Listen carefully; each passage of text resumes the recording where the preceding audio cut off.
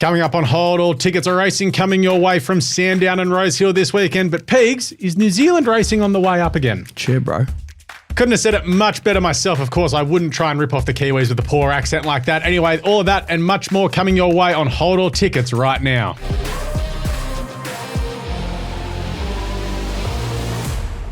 Hello and welcome to Hold All Tickets. It's Thursday, the 30th of January, as we edge ever closer to the autumn carnival, even though technically February is still summer. You get my point.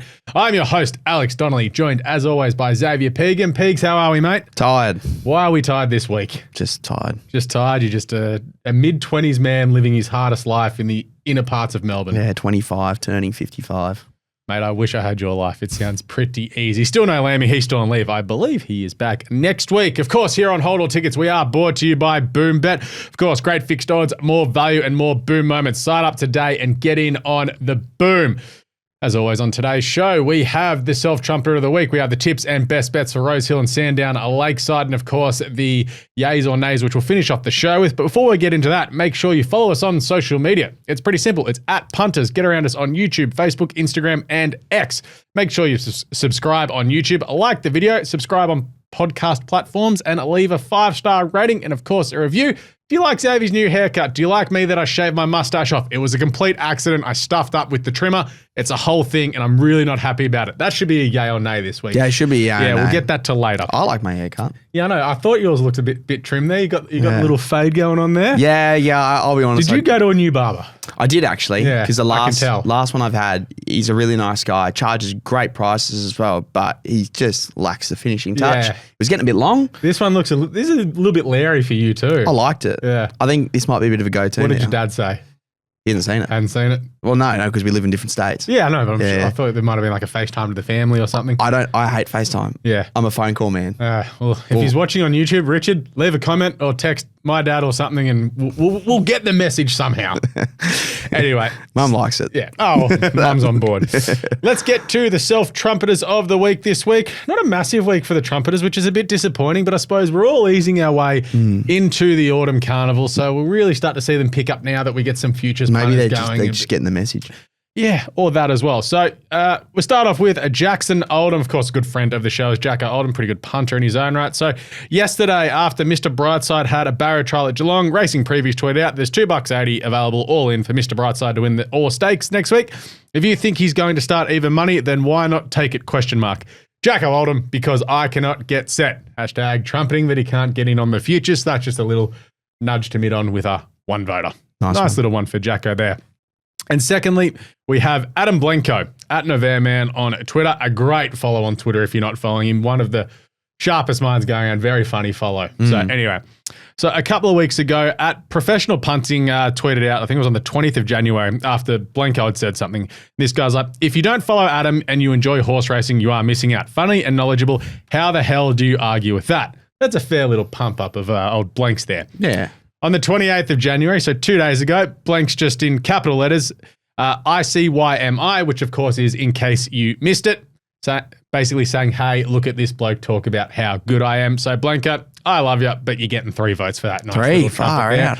Yeah, he deserves it. He's a great bloke, but that's just a very, hey, look at me, trumpet. 3 votes to our good mate, Adam Blanco. Even though it was just, was it 5 letters? Yeah. I'm not giving him 5 votes. That would have. No. I'm just saying, even though it's 5 letters, it could have just done nothing. Well, it's 3 votes for the 3 points at the end. No, for the 3 full stops. What I mean from his side is you're only putting that much on your online. You didn't have to put anything at all. Yeah, fair enough. Anyway, so that leaves our leaderboard with Miles Fitzer still on 22. 12 votes for the Hawk. Andrew Hawkins, disappointing. Gave us absolutely nothing last week in Dubai. Thought we were on when he posted that he was in the lounge at the airport. I was like, oh, we could be on with a business or first class trumpet here. That would just be repetition, wouldn't it, though? Yeah, but that's what I mean. Because if you repeat, it's a double voter. Yeah, so okay. repeat offenders get double votes for that. Yeah. You're on 11. Kane Corns is on 7. He doesn't count. I should delete him there. And then Jacko Oldham next on 6 votes. That is the Self-Trumpeters of the week done and dusted. Thoroughbred Sales is the #1 online horse platform for owners looking to buy a racehorse with over 130 trainers and syndicators to choose from. Horses will also be eligible to run in their new $4 million race series with over 400 races having a bonus. Now, with that being said, someone who's not in for a bonus this week is Xavier Pegum after some of his tipping last week, so we'll get into the recap right now. We'll start off with you. You were playing at Sandown, and for the second week in a row, I'm going to be honest, you weren't great. No, it wasn't fantastic. You're really easing into autumn, aren't you? Or is it still a Magic Millions hangover? I'm actually running out of excuses now. Yeah. But yeah, no, Band of Brothers, looked good for the majority of the trip, just faded off towards the end during that last furlong, which I was really disappointed with. Fickle. End of prep. I'll give you that one. Yeah. End of prep. No, well, yeah, exactly. And she's done everything to deserve a nice spell. So that's good to hear. And yeah, my value, Yamashita's We'll gold. give you a big tick here. Pretty happy with that one. Just did a bit of trial perv, really. Second at 20-1 in a 6-horse field. We said when you tipped this out, we were playing second only here. Yeah. So you did quite well. I was very happy with it. And I think the odds on won that race as well. So, yeah. But it was Shining Smile, I think it was. Yeah. Shining Smile. You tipped the exacta, technically. I did. But no, it was, I was happy to finish off on that note. Yep. And we'll go to me where I was playing at Randwick. Clear Thinking, best bred horse in Australia. It was too good. God bless it. I think it's the absolute lay of the century, though, in the country championship. Still does too much wrong. I think it'll get beaten just by pure inexperience. Next best was Bonita Queen, who was just run down, was still very good there. Follow her third up when she drops in weight. And Kingston Town was just a bit blah, running 5th of 10 there. Kingston Charm. Did I say Kingston Town? Yeah. Of course I did. To be fair. Tell you what, I'm Kingston Town. If it was Kingston Town, you'd be disappointed getting beaten in a midway. That's for sure. And if you'd be lucky to get it at value. Yep. All right, let's get to our tips of the weekend. Of course, they are brought to you by BoomBet. Great fixed odds, more value, and more boom moments. Get in on the boom. Now, make sure you head to BoomBet because they do have a boom odds offer. Just haven't got the email as of yet, but they always have an offer each and every week at BoomBet. So make sure you get to BoomBet to check out their boom odds offer. Of course, T's and C's apply. And just remember, gamble responsibly. Pegs, you are playing at Lakeside once again. Yep. You're really making a good home here at Sandown, and your best bet comes up in race number 9. Yes, race 9, number 4, Miraval Rose, trained by Graham Begg. Funnily enough, edged out a horse called Modown in the last start at Flemington, where they were lucky enough to add another listed win under their belt. Showed a nice turn of foot in the last furlong, held on, steps back in trip this Saturday and draws beautifully. I like it. Next best comes up in the second of the day. So you're playing at opposite ends of the card here. Correct. I know, it's a bit silly. I mean, periodically should probably... Doesn't matter. Doesn't matter. Anyway, next best, race 2, number 5, Night Endeavour. Thought he ran really well over 2,000 metres last start. However, I just don't think he really kept up with the pace of the race. In saying that, never died off, sort of never faded back at all. Certainly has the fitness to go 2,400 metres. Mick D takes the ride, and I think he'll enjoy the step up and trip. And your value bet comes up with a horse who's won 2 of its last 3, and it's for the stays in race number 8. Yes, I'll give myself a quick slap on the wrist. My original best value went from 10s to 6, so we can't have that. Yeah, but you've pivoted well. You didn't even need to mention the potential yellow card. No. We always got to keep ourselves accountable here. So I've gone to race 8, number 5, Nishino Crescent. I think will be $9.60, courtesy of the BoomBet. That's a yellow card. It's still under $10. Yeah, I know. Canned at home last start over the same trip. However, meets a tougher grade at Sandown this Saturday. Had to make up a lot of ground and showed a brilliant turn of foot. Doesn't draw incredibly, but I think he'll be able to make up the ground on that long Sandown straight just the same way it did at Flemington. All right, I like it. We get across to Rosehill where I'm playing on the weekend. The rail is in the 3-metre position for the track. We're on a soft 5 currently, so the outlook doesn't look too bad in Sydney. Anyway, best bet comes up in race number 9. It's benchmark race over the 1,200 metres with number 14, Spring Lead. For that man, Bjorn Baker, Karen McAvoy takes the ride here.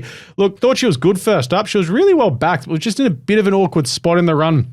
In the second half of the field, finished off quite well. Disappointing if you backed her, though, because she was really well backed into 250. It was just a bit of a weird day that day at Rosehill.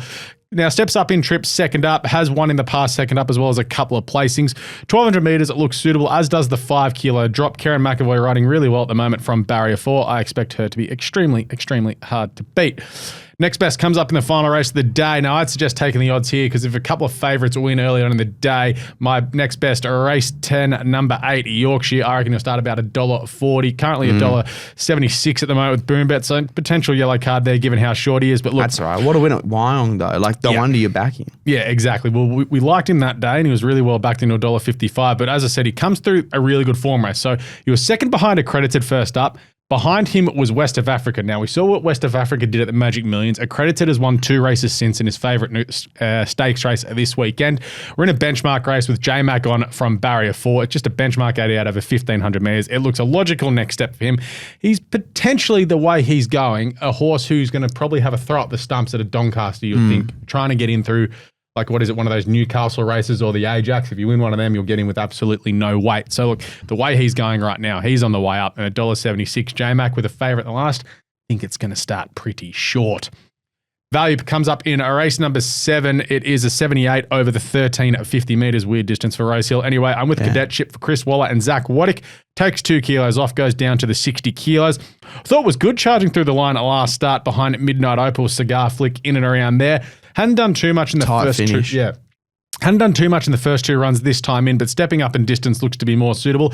Is a winner over 13 and 1,400 metres in the past. So, look, I think he's going to run well. There's been some early money for him. He did go up about 20 to 1. He's currently $13.20 and $3.65. So happy to back Cadetship, race 7, number 1, as my best value of the day at Rosehill. Yeah, no, draws nicely as well.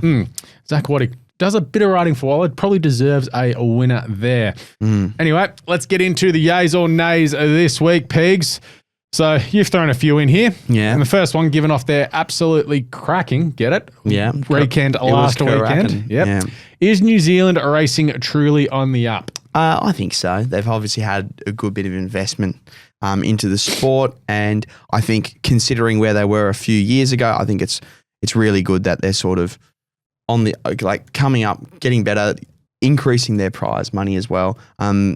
They've got their new, their new Ellerslie Champions Day. I think it's got about 4 Group 1s plus the slot race and the Auckland Cup, which is a great great race to watch, and keeping an eye on, some of those horses that are in that Auckland Cup might be in the running for the Melbourne Cup later in spring. And even just the chat from some of the Australian trainers. I watched a couple of interviews during the week.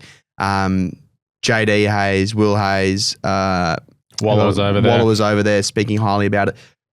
John O'Shea loves New Zealand. And so when they were getting asked, can you see yourself coming back here year after year, they were really positive about it.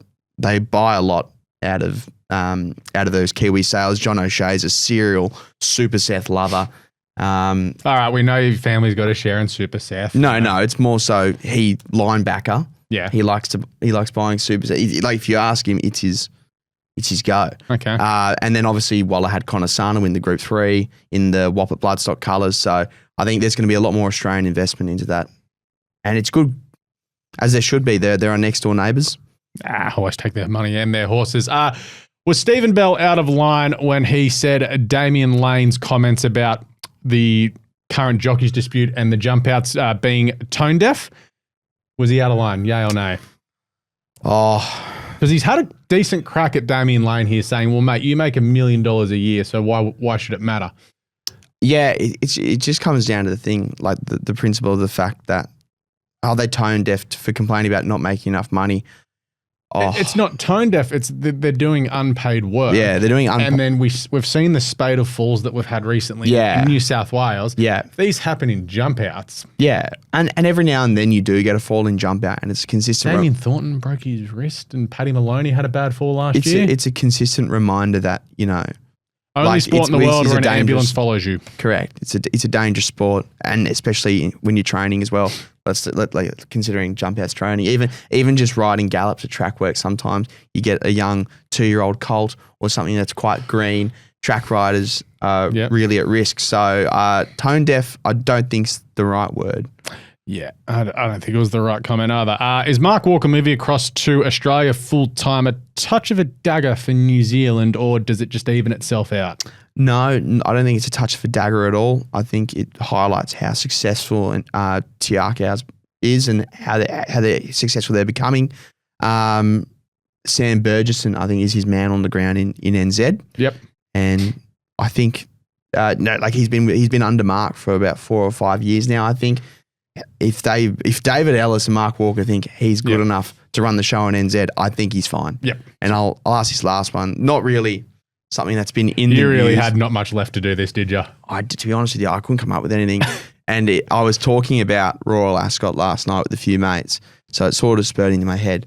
But given like we've got these win and you're in races to get into the Cup, and given the success we've had, whether that's in the Jubilee or the Kingstand Stakes at Royal Ascot, should we have an official sprint race in Australia where it's win and you're in for one of those Royal Ascot races? And if there was, what race should it be? Well, we don't need a win and you're in because it's the Lightning Stakes. Yeah. If you win the Lightning Stakes, you can go, hey, Ascot, we're going to come for the Kingstand or the Jubilee. And they're like, yes. But wouldn't it be great if we had something actually official? That's what I mean. We don't though, because if you win one of those races, you're going to get in. It's not like you're going to be under the handicap or whatever. It's like, you win that, you're probably going to get in. Mate, Recommendation got into Hong Kong off winning a Group 3. So I don't think we need some win and you're in races for stuff that we just go, hey, we want to come. And they're like, yeah, cool. Whereas I understand for the Melbourne Cup because it's a handicap. Yeah.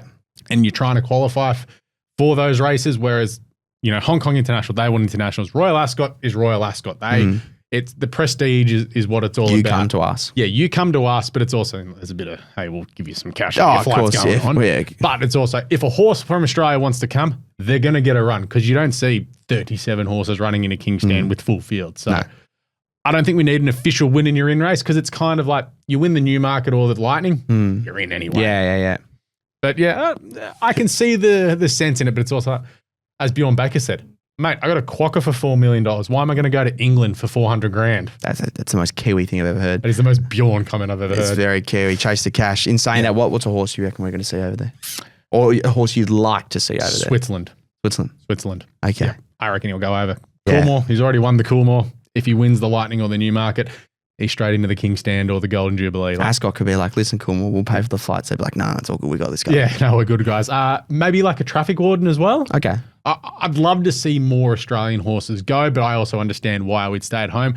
But for a horse like Traffic Warden, I reckon he'd be able to win the 1,200 metre race. Yeah. I think Switzerland would win the 1,000 metre race. Yeah. Like their sprinters are no good. We saw there was a Breeders' Cup winner that was from England at Hong Kong.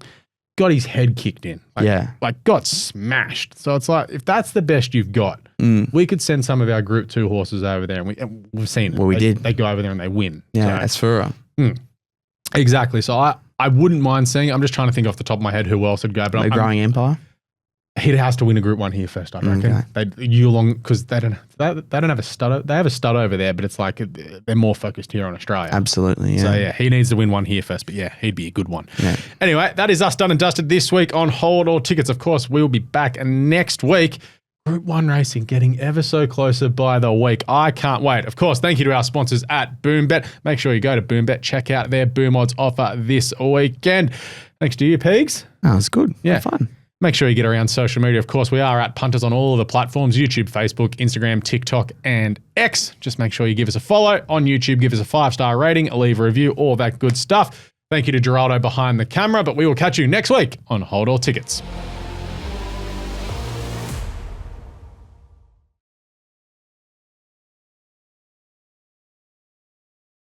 What's gambling really costing you? For free and confidential support, call the number on the screen or visit the website.